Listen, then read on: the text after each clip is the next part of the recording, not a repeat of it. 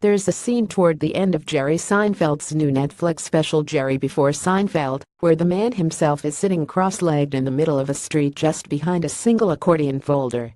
The road surface is paved with notepad paper taken from that folder in which he stored every single stand-up joke that he had written once it had been successfully performed. The shot is a testament to Seinfeld's meticulous, even obsessive, attention to comedic detail. Failed jokes were discarded or rewritten. However careless of stand-up seems, every line, every delivery is the endpoint of a process through which experience is shaped and linguistically honed to maximum effect. That's worth bearing in mind, especially in a show about the person behind the show that reshaped American television comedy, because this Netflix show is, itself, weightless, innocuous to the point of pointlessness. Why this show? Why now? Because after all the other easily produced stand-up shows on Netflix, this was the obvious next step.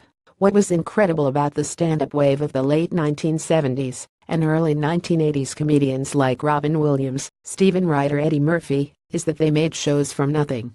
And when the sitcom Seinfeld arrived, it lampooned itself as a show about nothing.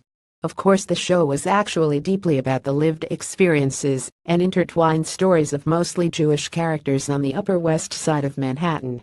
The fact that a bunch of lightly Jewish characters in one of the most Jewish areas of the country was so nothing, yet so universal, that it could be the most successful show on national television, was a marker of the excellence of its writers and performers, and of the state of American culture.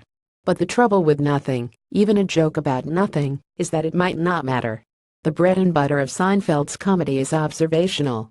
Not Louis C.K. confessional, or Tig Notaro investigative, not Jon Stewart political, not Aziz Ansari identity-based.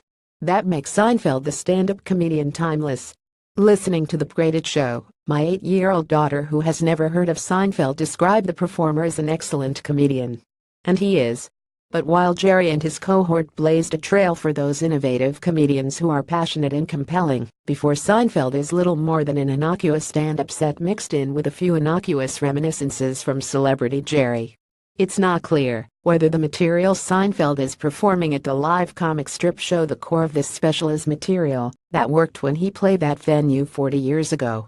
The topics he works could conceivably be new or old, like kids at home improvement stores, young adults in their first apartments, and why did Democrats choose a donkey and Republicans an elephant. It's only the last one, where he touches on topicality in the current White House and the absurd narcissism of anyone, not just Trump, thinking they should be president. It's like thinking I should be Thor. It's not Seinfeld's fault that it considers his childhood to have been pleasantly uneventful. It's not his fault that by 1980 Jewishness was so unremarkable that it didn't stop him or his show from succeeding beyond his wildest dreams.